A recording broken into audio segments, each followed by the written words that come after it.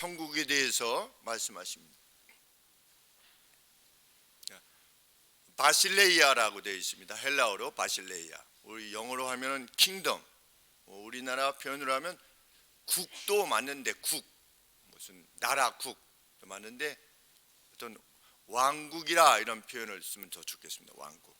하늘 왕국이다. 하늘의 바실레이아다. 그런데 우리 천국이라고 하면 흔히 생각할 때 죽어서 가는 곳이라 이렇게 생각을 합니다. 그리고 예수님께서 천국에 대해서 말씀하실 때 죽어서 가는 곳은 이런 것이겠거니 이렇게 생각할 수 있는데, 그것은 공간적인 개념이 아니라 지배에 관계되어진, 주권에 관계되어진 개념이라고 하는 것을 우리가 생각해 보아야 되겠습니다. 우리가 빅테크 엠파이어라고 하는 것이 있습니다. 그러니까 빅테크, 우리 아마존, 또 애플, 구글, 페이스북, 이러한 회사들을 빅테크라고 하지 않습니까? 그런데 빅테크 엠파이어, 그러니까 빅텍이 이루어가는 제국이라고 하는 표현인데, 그 기술 회사들은 미국이라고 하는 자기의 어떤 그 속해 있는 회사의 경계를 넘어서 세계를 지배하고 있죠. 그리고 자신들의 영향력, 자신들의 지배력이 어디에든 미치기 위해서 정말 애를 쓰고 있습니다. 그래서 우리가 그것을 빅테크 엠파이어다 이렇게 말하는 것입니다. 천국이란 그것과 유사합니다. 하나님의 주권이 미치는 영역, 그것을 천국이라, 하늘의 바실레이아다. 이것은 하나님의 나라와 비슷합니다. 하나님의 나라, 하나님의 바실레이아. 그런데 우리 마태는 당시 유대인들이 하나님이라고 하는 이름을 직접 거론하기를 좀 두려워했습니다. 그리고 그것을 싫어했고, 그렇기 때문에 좀 하나님의 나라라고 하는 용어를 가급적 사용하지 않고 천국이라고 하는 용어, 하늘의 왕국이다 라고 하는 용어를 가급적 사용해서 하나님의 주권에 대해서 설명하는 것입니다. 그러면 천국은 어디입니까? 하나님의 주권이 미치는 영역은 어디입니까?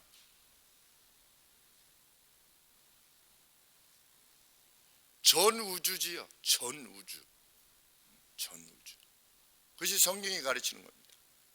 전 우주는 천국입니다. 왜? 하나님의 주권이 미치지 않는 영역이 없으니까. 하나님은 무소부재하시다. 하나님의 주권이 미치지 않는 곳이 없다, 이런 뜻입니다. 천국. 그 천국에 대해서 예수님이 설명하고 계시는 겁니다. 하나님은 어떤 원리로 세상을 이끌어가고 계시는가? 우리는 그 원리를 알아야 됩니다. 그래야만 천국에 합당한 사람으로 살아갈 수 있기 때문입니다. 주님은 오셔서 천국이 가까웠다 이렇게 말씀하셨습니다. 천국이 계시된 겁니다. 왜? 주님에 의한 주권이 계시되기 시작했으니까. 물론 아담 때부터 온 우주는 천국입니다. 하나님의 나라입니다. 하나님의 주권이 이루어지는 것이 천국입니다. 특별히 그러한 차원에서 교회는 천국인 것입니다. 그리고 우리가 하나님의 주권이 이루어지도록 노력해야만 되는 이유가 바로 그것입니다. 그래야만 이것이 천국이기 때문입니다. 이 천국의 왕은 누구냐? 하나님이십니다. 언제 왕으로서, 그 주권으로서 하나님께서 자기 백성인 이 천국의 백성들에게 행하실 것인가? 우리가 하나님의 주권에 따라 행할 때 하나님은 그 주권을 행사하시기를 기뻐하시는 것입니다. 이제 예수님은 바리새인과 대제사장들에게 이 천국에 대해서 설명하십니다. 왜냐하면 그들이 이 천국에 들어있지 않기 때문입니다. 그런데 그들은 어떻게 생각했냐면 자기들은 누구보다도 천국 백성이라고 생각했습니다. 그런데 예수님은 너희들은 천국 백성에 속하여 있지 않다라는 것을 알려주셔야만 됐습니다. 왜? 자기 착각에 빠져서 살아가고 있기 때문에. 그래서 예수님이 그들에게 주신 말씀인 것입니다. 그들에게 주신 말씀을 기록으로 남겨서 후대의 그리스도인들에게, 하나님의 백성들에게 하나님 나라의 원리가 무엇인가를 가르쳐주기 위해서 마태가 기록을 하게 된 것입니다. 예수님은 천국을 비유로, 비근한 이야기로 설명해 주십니다. 천국은 마치 무엇과 같으다? 왕이 아들의 혼인을 위해서 잔치를 베푼 것과 같다. 누가? 왕이. 왕하면 무엇이 생각납니까? 주권, 그리고 능력.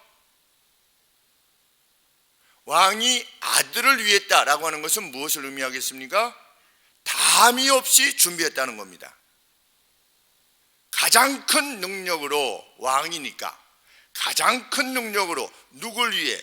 아들을 위해서. 아들의 무엇을 위해서? 심지어는 아들의 혼인잔치를 위해서. 우리가 혼인잔치를 위해서는 얼마나 잘 준비하려고 합니까? 우리 개개인들도. 그런데 왕이 아들의 혼인잔치를 준비한 것과 같다. 어디가? 천국이.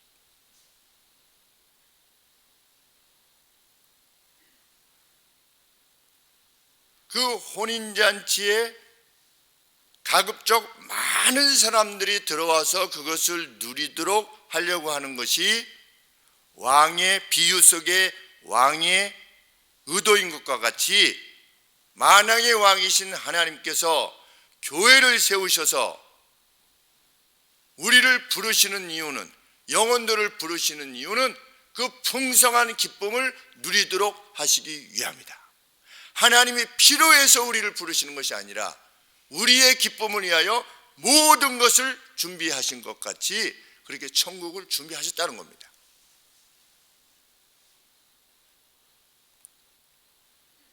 그리고 그것을 누릴 수 있도록 하셨다는 겁니다.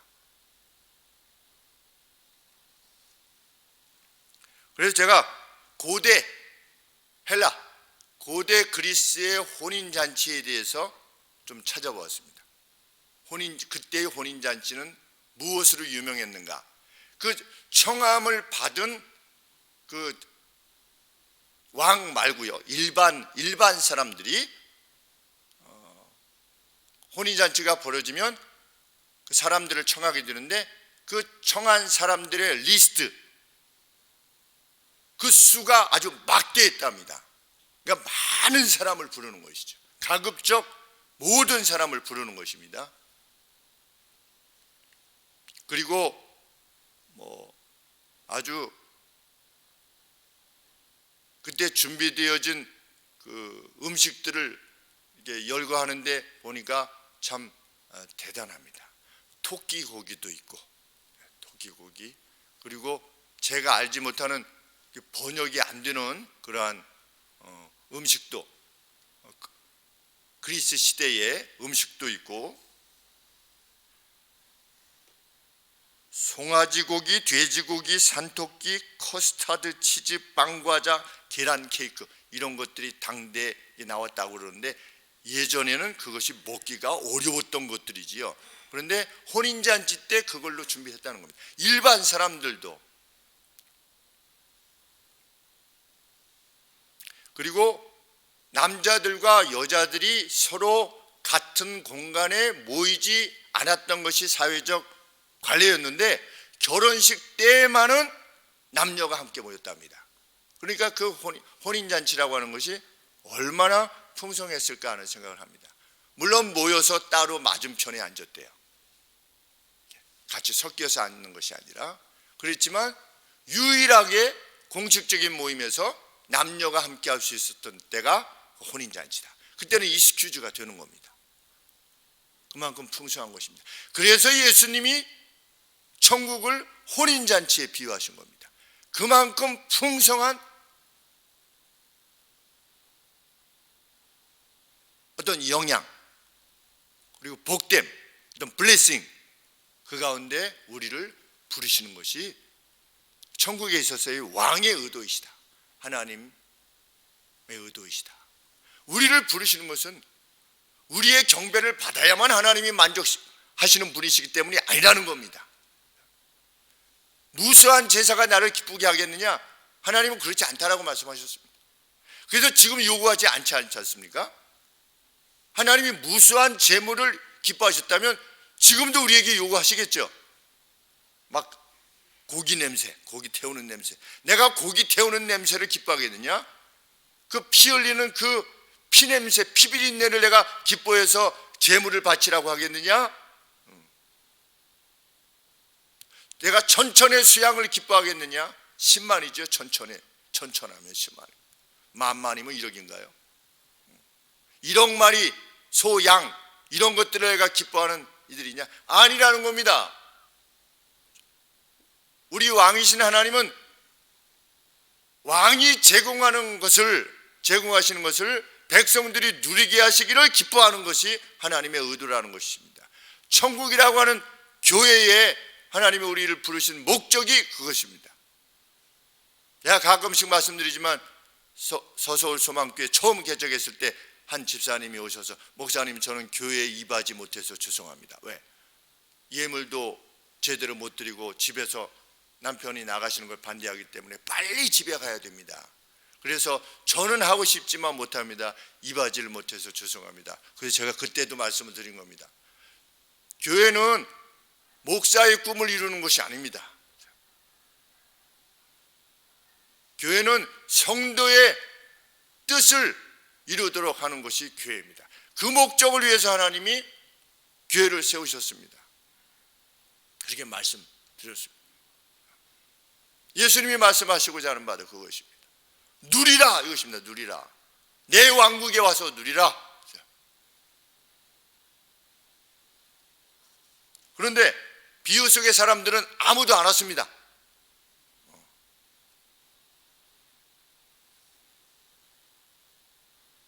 우리가 볼 때 너무 안타깝지 않습니까? 우리 집사님께서 어떤 분이 많이 아프셔서 함께 기도하자고 이렇게 말씀을 드렸더니 기도할 필요가 뭐가 있어? 교회 가서 병원 가서 치료하면 되지 뭘 굳이 그걸 그러려고 그래. 이런 말씀을 하셨다고 해서 제가 마음이 아팠습니다. 교회에 오는 것이 병 낫기 위해서 오는 게 아니니까. 교회라는 것은 어떤 것이냐? 진짜 천국이 어떤 것이라는 것을 알게 되면 기존에 교회에 다니고 있었던 사람들조차도 내가 이제서야 천국에 대해서 알게 되었으니 너무 안타깝다. 내가 하나님에 대해서 나라에 대해서 지금 알게 되었으니 과거 허송세월한 날들이 너무나 참 안타깝다. 예수님을 믿던 사람들이 조차도 하나님을 알게 되면 그러한 영역이 천국인 것입니다. 제가 한 몇 달 전부터 가슴에 새겨지는 것이 우리 예수님께서 십자가에 달려 돌아가신 이후에 바로 십자가에 못 박으려고 했던 사람들이 다 가슴을 치고 돌아갔습니다. 아주 희한한 일이지요. 방금 전까지 그렇게 했던 이스라엘 사람들이 예수님 십자가에 돌아가시고 나자 집으로 돌아가면서 가슴을 치고 회개하고 돌아가죠. 근데 구약에 뭐라고 되어 있냐면 회개하는 심령을 줄 것이다. 그렇게 예언하셨어요. 그러면 누가 이 가슴을 치게 하셨느냐? 성령 하나님께서 그렇게 하신 겁니다. 그래서 여호와의 신이 임하게 될 때 그렇게 되는 거죠. 여호와의 신 스피릿 성령이 임하게 되시면 그렇게 되는 겁니다. 목사인 제가 아주 구변을 잘해서 달변을 통해서 물론 최고의 힘을 기울여서 준비해야 되겠지만 그 심령을 돌이키게 하시는 분은 누구냐? 성령 하나님이 자신인데 내가 성령 하나님께 그만큼 의지했는가? 한 30년간 복음을 전해오면서 성령 하나님께 그렇게 의지해 왔는가를 생각할 때 내가 무엇을 그동안에 해오고 있었던 것인가 하는 생각을 더 깊이 하게 되는 것입니다. 내가 무엇으로 이 말씀을 잘 전하면 이렇게 잘 준비해서 전하고 삶으로 이렇게 말씀을 드리고 이렇게 하면 그 심령이 변하시겠거니 라고 하는 기대를 가지고 목사들이 행하지만 실상 성경이 말하는 바는 주의 신이 임하실 때 변한다고 하는 것이죠.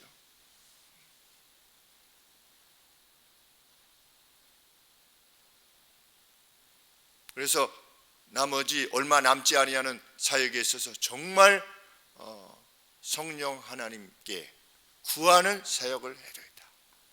참으로 엎드려 구하는 그러한 사역을 해야 되겠다 하는 생각이 수개월 전부터 계속해서 가슴에 들어오고 있는 것입니다.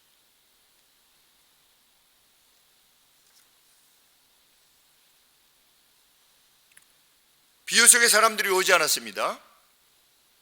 구약 백성들이 선지자들을 통해서 부르시는 하나님의 초청에 응하지 않은 것을 의미하는 것입니다. 또 예수님 시대에도 예수님이 그토록 초청하신데도 불구하고 오지 않은 바에 대해서 예수님께서 밝히시는 내용입니다. 비유로. 그러자 왕이 어떻게 했습니까? 다시 종들을 보냅니다. 그러면서 무엇이라 말씀하십니까? 왕이 나의 소를 잡았다. 내가 내 소를 잡았다. 니네들 소를 요구하는 게 아니다. 내가 다 준비해놨다.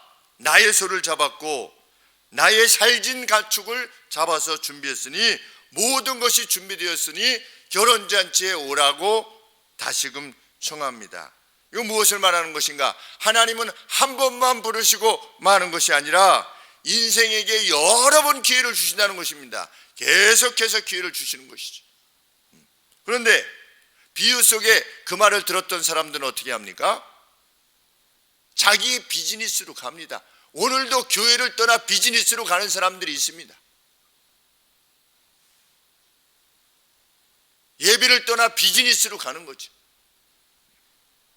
주일날 비즈니스를 준비하는 거죠. 자신의 농장으로 가는 거죠.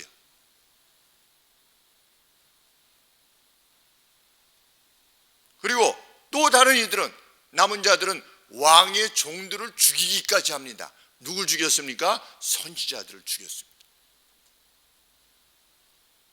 예수님은 비유로 이것을 말씀하시는 겁니다. 하나님이 구약 백성들을 부르셨는데 보내신 선지자들까지 다 죽인 겁니다. 이스라엘의 역사는 여호수아 때 잠깐 하나님 옆에 충성한 것 외에는 거의 없습니다. 그래서 구약 선지자들은 계속해서 몇 년입니까? 주전 1400년부터 멸망할 586년까지 몇 년입니까? 약 800년? 800년간 하나님이 무수한 선지자들을 보내서 내게로 오라 했는데 오지 않은 것입니다. 그것을 예수님이 비유하신 것입니다. 이후에도 바리새인과 대제사장들, 서기관들은 예수님의 초청에, 제자들의 초청에 응하지 않을 뿐 아니라 예수님을 죽이고 예수님의 제자들인 사도들을 죽일 것이었습니다.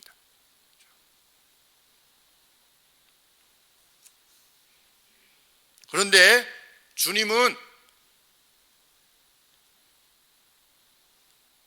왕이 유약한 왕이 아니라고 하는 사실을 명백히 하시는 겁니다. 이 비유를 통해서. 그 왕은 사랑의 왕이고 능력의 왕이어서 아무 대가를 원하지 않고 자신이 준비한 것에 잔치에 참여하라고 사람들을 부를 만큼 선하고 능력 있는 왕이지만 그럼에도 불구하고 반역될 수 없는 왕이라는 겁니다. 누가? 우리 하나님은.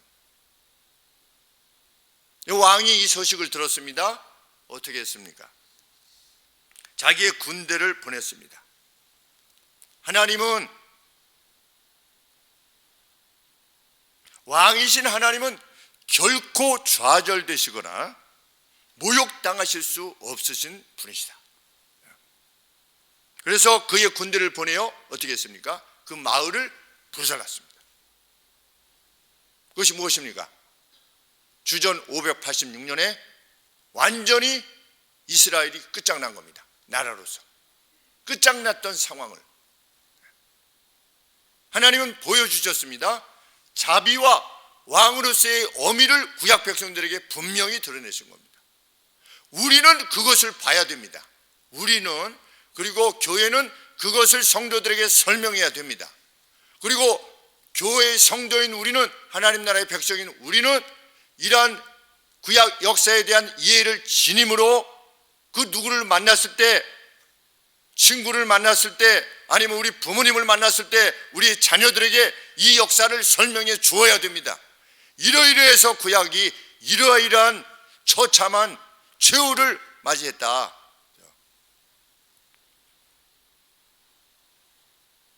지금 누구에게 하시는 말씀입니까? 대제사장들과 바리새인들에게 하시는 말씀입니다. 이들은 들어야만 했습니다. 듣고 돌아서야만 했습니다.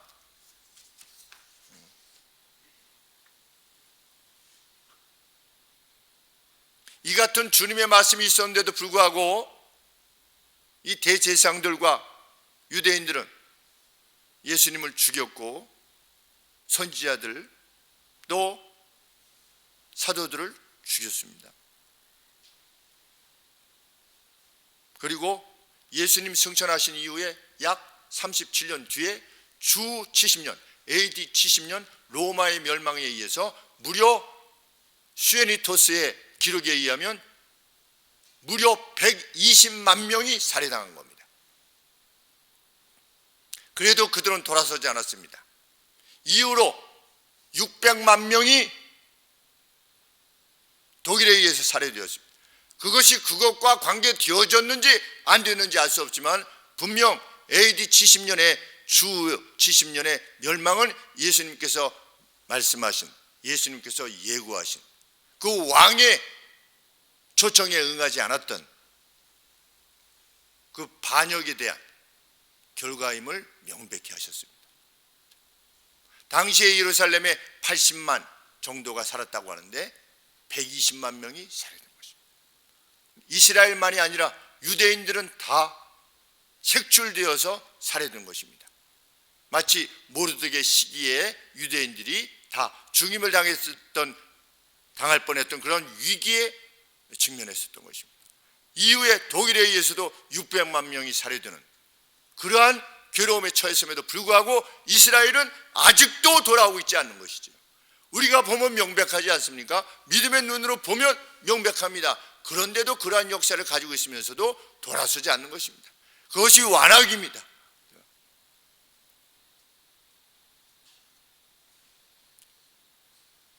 그러한 징계를 통해서 하나님은 하나님의 천국으로의 초청이 단지 밥이나 얻어먹으라고 하는 초청이 아니라고 하는 사실을 명백히 하신 것입니다.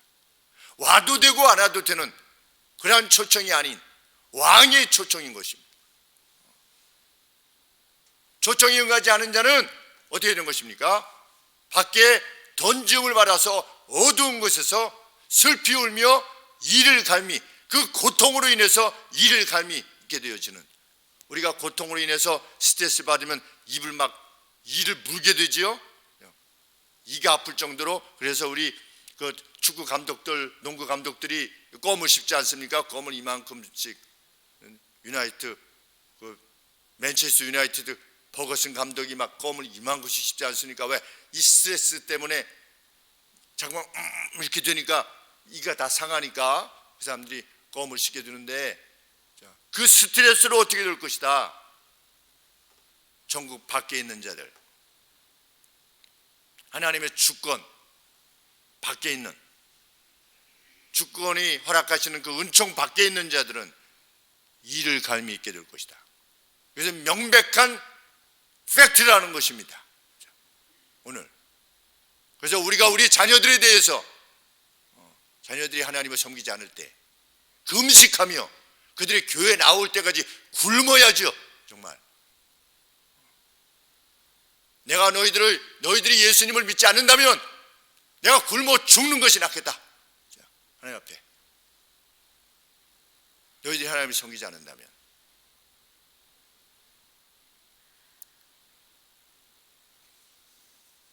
내가 너희들이 직면하게 될 그 고통을 생각할 때 나는 결코 밥을 먹을 수가 없다. 그 슬픔으로 인해서 라고 할 수 있는 것입니다.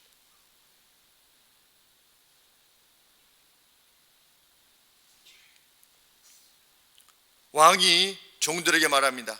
초청받은 자들이 합당치 아니하니, 오지 않았으니 이런 표현을 쓰지 않습니다. 초청을 받았는데 쟤네들이 안 오니까 이렇게 하시지 않고 초청을 받은 자들이 합당치 아니하니 그랬습니다. 그러면 천국에 합당치 아니하는 자들은 누구입니까? 초청에 응하지 않은 자들입니다. 초청에 응하지 않았다는 것 자체가 무엇을 입증하느냐? 천국에 합당하지 않다라고 하는 것을 입증하는 것이라는 겁니다. 오늘 우리가 복음을 전하지 않습니까? 천국에 대해서 복음을 전합니다. 네, 아니 됐어요 하는 사람은 뭡니까? 하늘에 합당하지 않다는 겁니다. 하나님을 손해보시는가? 그렇지 않으시다는 겁니다. 우리는 읍소해야만 되는가? 하나님은 읍소하지 말라고 그랬습니다. 제자들에게 하나님의 이름으로 복을 빌 때 그것을 원치 아니하거든 어떻게 해라? 그 집에서 나오라. 그 집에서 나오라. 그리고 발에 먼지를 떨어버림으로 그것을 피함으로 당신이 하나님 나라와 전혀 관계없는 이요라고 하는 것을 표해라. 예수님께서 이렇게 말씀하셨죠. 좀 믿어달라고 요청해라 하지 말라고. 우리의 전도 방식도 우리가 그렇게 돼야 되는 이유입니다. 우리가 읍소해야 될 이유 없는 것입니다. 한번 교회 나가면 뭐 해줄게, 나도 한번 해줄게. 예수님은 결코 그렇게 말씀하시지 않았습니다. 물론 우리가 그들을 선대해야 될 것이지만 하나님 나라가 그렇게 가치 없는 것이 아니다.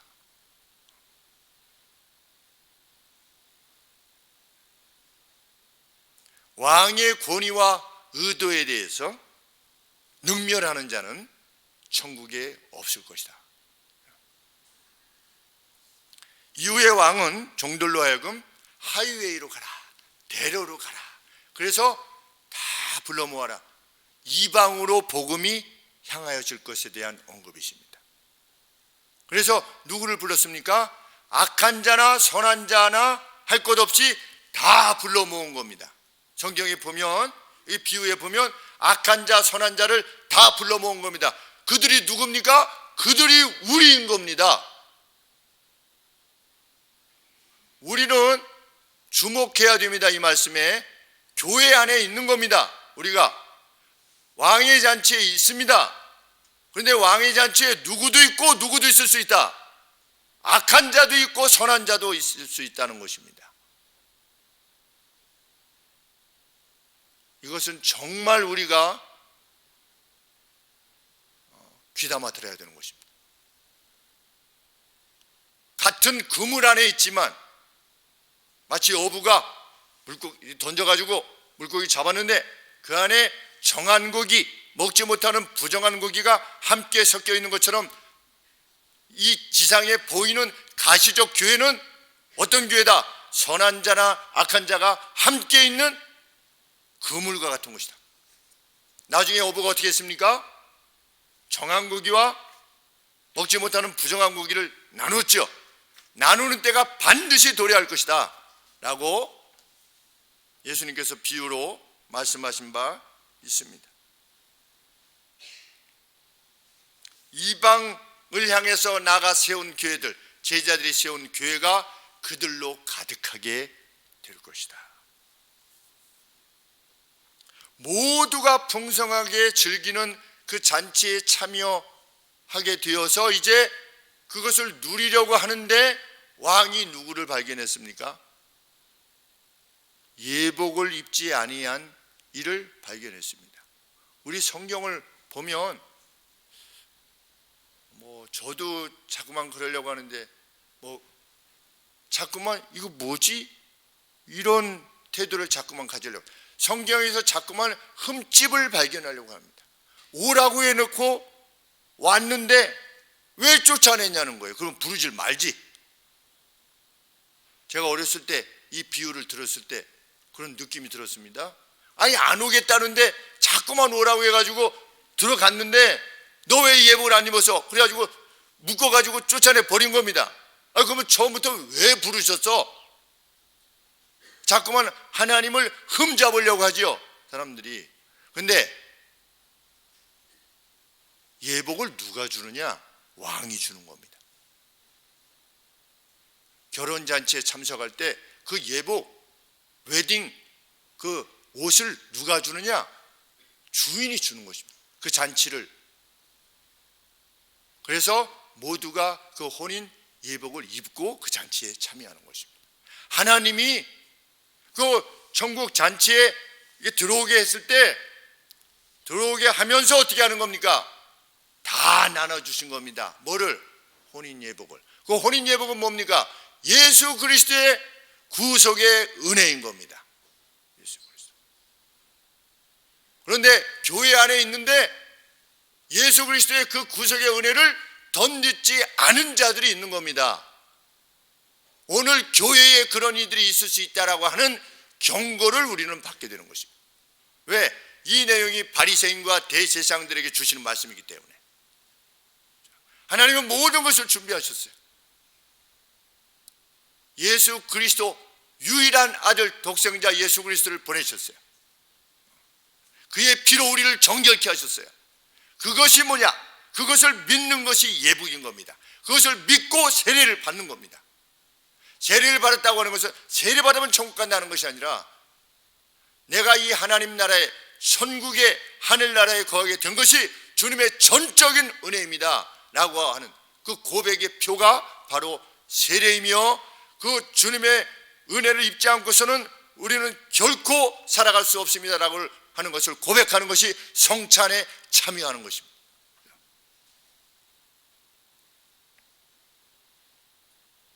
그는 말이 없습니다. 예수님을 안 믿은 것입니다. 제가 어렸을 때 모 교회였던 화성교회 어떤 장로님이 돌아가시면서 이렇게 말씀하셨대요. 나는 사실 예수 그리스도를 안 믿었다. 돌아가실 때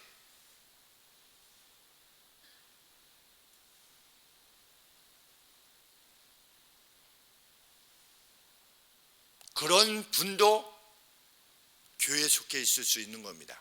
장로의 직을 할 수도 있는 겁니다. 우리가 보기에 참 열심히 믿음 생활을 하신 것처럼 보였던 장로님이셨고 인자하셨고 그랬습니다. 근데 본인이 돌아가실 때 그렇게 말씀하시고 돌아가시다는 말씀을 듣습니다. 굳이 필요하지 않아도 되지 않겠습니까? 굳이 그냥 마음속에 믿는다 할지라도 그래도 하나님이 없는 자는 하나님이 없음을 피하게 되는 겁니다. 세상은 두 종류의 사람밖에 없습니다.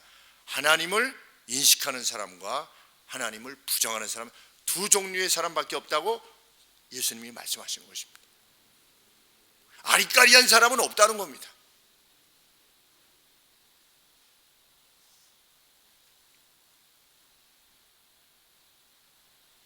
왕은 그 손과 발을 묶어 바깥 어둠에 내던지라고 합니다.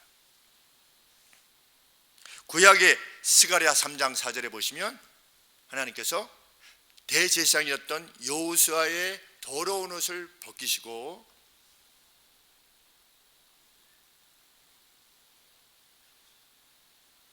그 죄가를 제하여 버리신 후에 아름다운 옷을 입히시는 장면이 나옵니다. 대제사장 그 더러운 옷을 벗기시고 참 아름다운 옷을 입히시는 장면을 보여주시는데 대속의 은혜로 말미암아 우리가 입게 된 예복인 겁니다. 우리는 결정적으로 그 은혜를 힘입어 의롭게 인정이 된 것입니다. 우리가 살아가면서 조금 하나님이 원치 아니하시는 방향으로 넘어지기도 하고 좀 약해지기도 하지만 이 대속의 은혜를 힘입기를 원하는 그 누구라도 그는 예복을 입고 있는 것입니다. 주님의 예복은 우리의 실수를 능히 커버하리만큼 그렇게 능력 있는 예복인 것입니다. 그것이 천국입니다.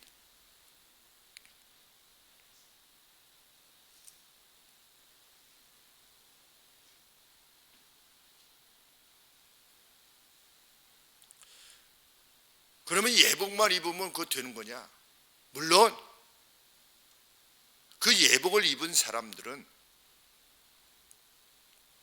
자신의 혼인잔치로의 참석이 왕에 의한 무한한 은혜, 그 풍성한 은혜에 의한 것임을 확신하기에 그 확신에 걸맞는 삶을 살아가게 되어 있습니다.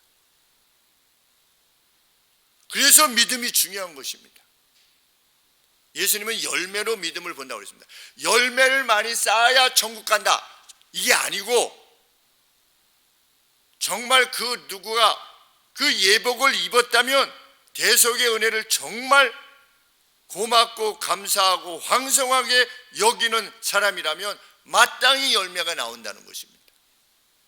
열매 고민하라고 이렇게 예수님이 말씀하신 거 아닙니다. 나는 뭘 맺어냈나 뭐 이렇게 하라는 것이 아니라 우리는 이미 예복을 입은 자들로서 불림을 받았고 하나님이 이게 나눠주고 계시다는 겁니다. 그거를 받으라는 겁니다. 받았느냐 아니냐는 뭘 할 수 있다고요? 열매를 할 수 있다.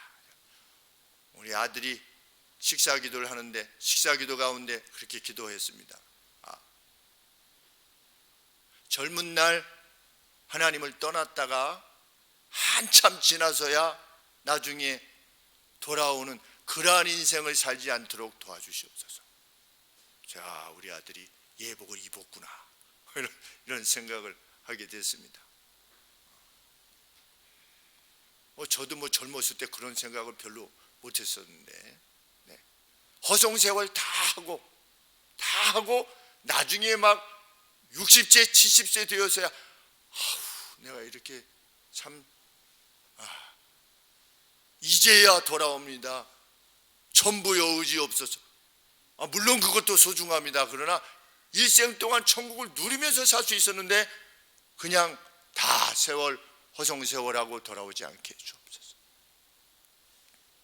그래서 그 아들이 밤에 40분 늦게 왔대요. 아빠 오늘 40분 늦게 왔어요.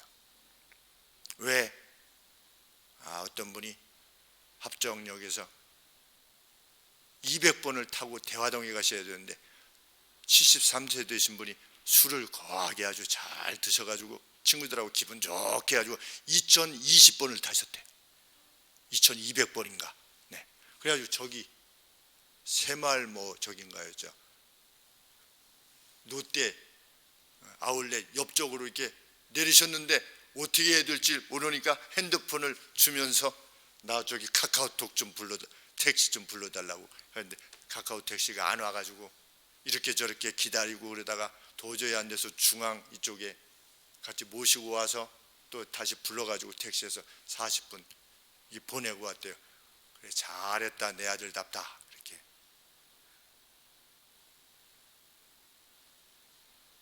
예복을 입은 사람의 특징이 뭐냐? 일부러 자랑하려고 그러는 것이 아니라 그냥 그 삶이 기쁨과 감사인 겁니다. 그냥 감사로 충만하기 때문에 뭐라도 하나 그냥 의에 줄이고 굶주린 겁니다.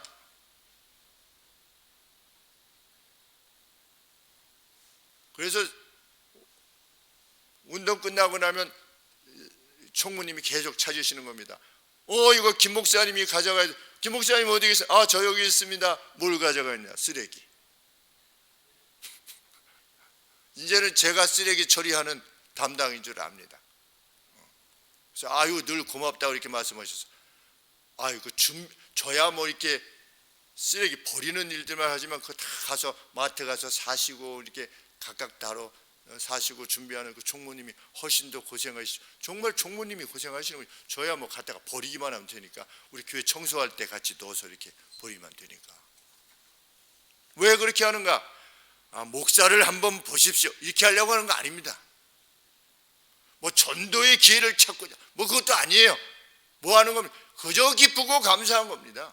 하나님이 지어내신 하나님의 형상을 입은 그 모두 같이 늙어가는 60대, 같이 늙어가는 60대,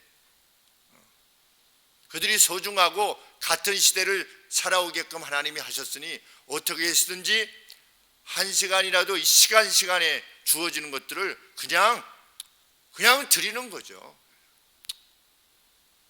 그래서 58세 되는 그 어떤 분이, 상대편이 제 발을 일부러 막 긁어놔도 그 축구 뽕으로 이렇게 확 긁어놔가지고, 긁어놔서 치료하는데 굉장히 오래 걸렸죠. 정말 아팠고, 그 위에다가 이제 살이 이중으로 깎였어요. 이게 겉표면이 있고 그 안쪽에 또 내용이 있지 않습니까? 그냥 확 나갔죠. 나갔어도 뭐 화가 전혀 안 나는 겁니다. 뭐 죽기까지도 하는데, 뭐 하나님의 선하신 뜻을 위해서 죽기까지도 하는데, 운동하다가 뭐 상대가 좀 기분이 나빠서 발로 차거나 뭐 살을 깎아내도 뭐 그럴 수 있다.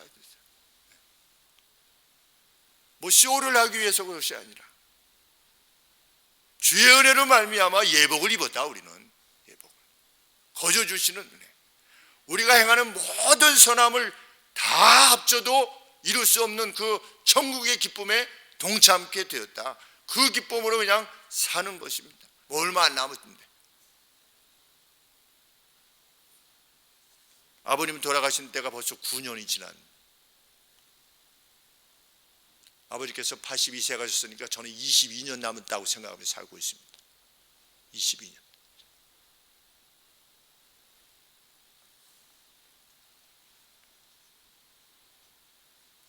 주님은 이 비유를 다 마치신 후에 이 말씀을 하신 이유에 대해서 말씀하십니다. 많이 청함을 받을 것이나 택한 자들은 적기 때문이다. 그랬습니다. 청함의 수에 비해서 적을 것이라는 겁니다. 사람이 별로 없다라는 차원이 아니라 하나님은 무수히 부르고 계시다는 겁니다. 대제사장아, 너희도 부르고 계시는 거야. 바리새인들아, 너희도 부르시는 거야. 그 부르심을 들어, 제발. 그러나 하나님의 우주적 자비가 그렇게 풍성하다 할지라도 하나님의 은혜의 특성은 취소되지 않는다 라고 하는 것을 예수님은 또한 밝히시는 겁니다. 은혜의 특성은 무엇입니까? 이 예복을 입어야만 구원을 얻을 수 있다는 겁니다. 이 예복을 입어야만, 대속의 은혜를 입어야만, 하나님이 아무리 자비하시더라도. 그래서 이단과 같이 가르치는 자들이 있지 않습니까? 영원 멸절설, 그렇게 사랑이 풍부하신 하나님이 그 누구를 영원히 지옥에 두실 리가 없다. 그 자기 생각이지요. 예수님이 뭐라고 말씀하시는 것입니까? 이토록 자비가 풍성해도 그 천국에 거하지 않는 자, 예복을 왕이 주신 주님의 은혜를 힘입지 않는 자는 결코 천국에 이룰 수 없다는 것입니다. 그 은혜를 힘입지 않는 자는. 누구라도 그 천국에 있기 위해서는 그리스도를 옷 입어야 된다. 그런데 오늘 교회인 우리를 위협하는 것은 무엇입니까? 그 예복을 입지 못하도록 하는 유사복음인 겁니다. 유사복음. 인권, 그죠? 인권. 무슨 통일, 환경, 정의, 세상이 말하는 자유, 유사복음. 교회들이 유사복음으로 가득 차 있으려고 하지. 그리스도의 은혜로부터 멀어진, 하나님이 실종된, 제가 지금 페이퍼 쓰고 있다고 하지 않습니까? The 4 pages of the sermon, 그런데 이런 책을 읽고 있는데, 그분도 그 토론토의 그 임마누엘 유니버시티라고 하는 그 교회 그 학교의 교수님이 쓰신 책인데, 미국도 마찬가지라는 겁니다. 설교 내에 하나님이 상실됐다, 실종됐다. 하나님이, 예수 그리스도의 복음이 실종됐다. 대속과 죄, 은혜, 이것이 다 실종됐다는 겁니다.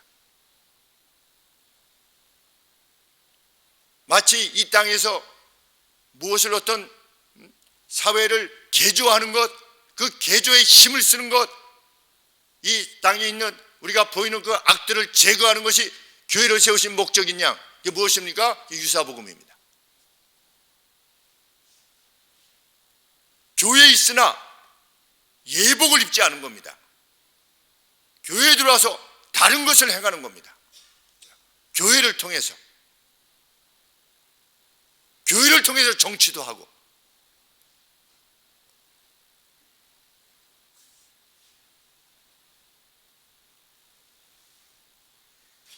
누가 천국에 속하여 있느냐? 그리스도의 십자가에만 주목하는 사람. 그리스도의 십자가 외에는 그 어떤 것도 배설물과 같이 여기는 사람. 우리는 과연 그러한가? 그죠? 우리 스스로 묻게 되는 것입니다. 우리는 과연 그러한가? 내 권위를 무너뜨리면 바로 발끈하는, 내 이익에 조금만 손해가 와도 바로 발끈하는 그러한 삶 아닌, 예복을 입은 자 같이 겸비하게, 무엇을 안 했는데도 불구하고 어디에 참여하게 될 때 그 초청하는 사람이 무엇을 줄 때 우리 얼마나 감사하게 거기에 참여하게 됩니까? 천국이 그런 곳이다. 그런데 그 대가를 무엇으로 치르셨다? 독생자 예수 하나뿐인 아들을 희생시키심으로 행하셨다. 우리 대만교회 그 장로님께서 코로나에 걸리셨다고 했는데 같이 기도해 주시면 감사하겠습니다. 그 대만교회를 도우시는 그 장로님이신데, 우리 김수환 선교사님뿐만 아니라 참 그쪽 지역의 어떤 사역을 크게 도우시는 의사 5 온의 대만교회 성도님들, 장로님, 그 십자가에 저는 뭐 읽을 수가 없으니까 중국말로, 주님은 당신을 위해서 몸을 희생하셨는데 당신은 주님을 위해서 무엇을 희생하고 있습니까? 이렇게 십자가에 이렇게 글자가 이렇게 써 있는 것이죠. 우리는 과연 내가 예복을 입었다라고 하는 그것은 과연 내게 무엇인가 생각해 보아야 되는 것이죠.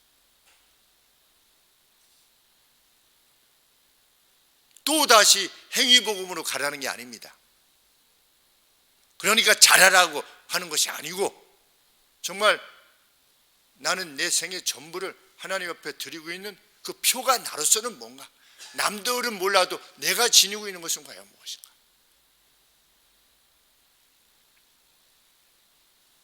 어렸을 때 신앙생활을 하면서 정말 어리석어 보일 정도로 그리스도의 십자가만을 자랑하는 성도님들이 계셨습니다.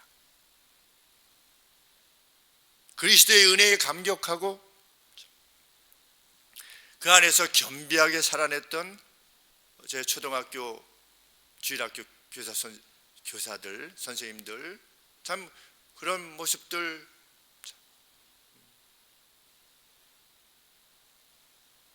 주님은 창세로부터 너희들을 위해서 예비된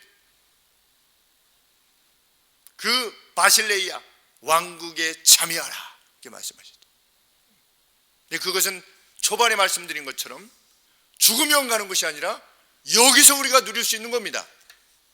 하나님의 주권은 바로 이것에 지금 미치고 있기 때문입니다.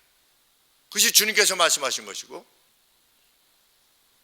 너희가 매면 하늘에서도 매일 것이요 너희가 불면 하늘에서 불 것이다.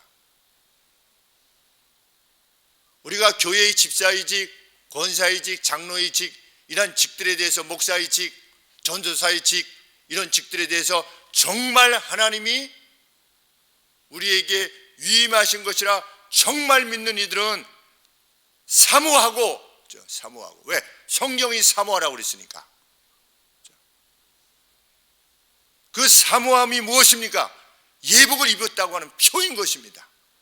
말씀을 사모하는 것, 말씀을 들을 기회에 함께하고자 하는 것, 성도들을 돌아보는 것, 우리가 뭐 누가 새로 오셨다든지 어떤 기쁜 일이 있었다든지 슬픈 일이 있었다든지 할 때 같이 동참해 주는 것, 그게 뭡니까? 그게 예복을 입었다는 표지요. 가장 분명한 표 중에 가장 약한 표일 것입니다.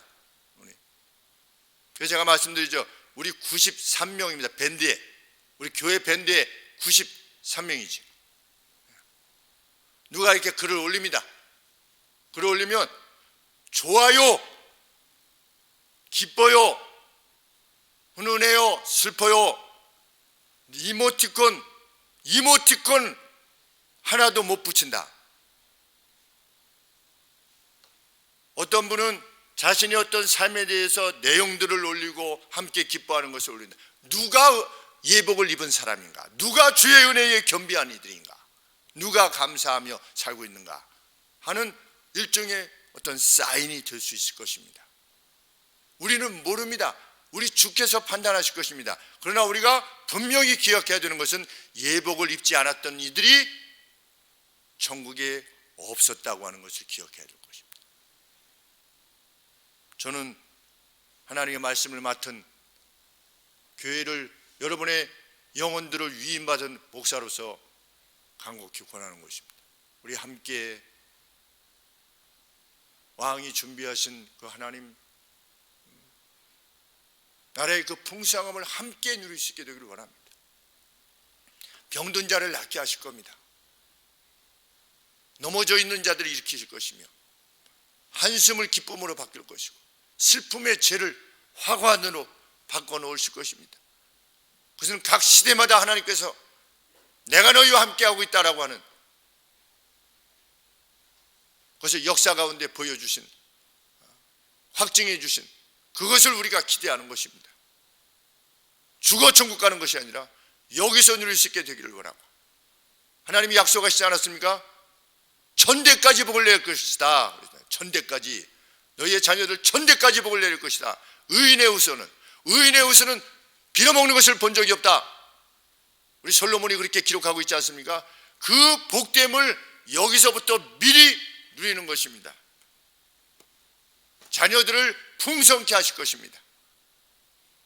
그들이 지금 어떤 상태에 있더라도 우리 주님은 회복시키실 수 있으신 전능의 능력을 지니신 분이시라는 것, 우리가 함께 누리며 나아갈 수 있게 되기를 원하는 것입니다. 기도하겠습니다. 주님, 하나님의 이 자비하심과 하나님만이 행하실 수 있는 이 주권의 행사에 의하여 저희들이 그리스도의 보혈의 피로 말미암아 의인 아니었으나 의인이 되었습니다. 하나님 감사합니다. 천국에 속하여 그 바실레이에 속하여 살게 하심을 감사합니다. 그 뜨거운 마음으로 우리 주 앞에 늘 있게 하여 주시고, 주님이 제일이 되게 하여 주시고, 세상의 모든 것들을 배설물과 같이 여기리만큼 주를 높이는 저희들이 되게 하여 주옵소서.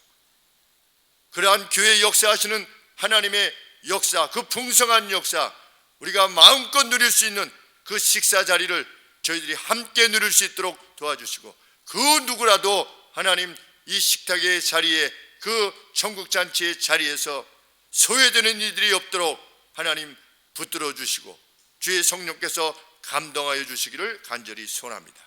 그 힘을 입어 또 한 주간을 살게 하여 주시옵소서.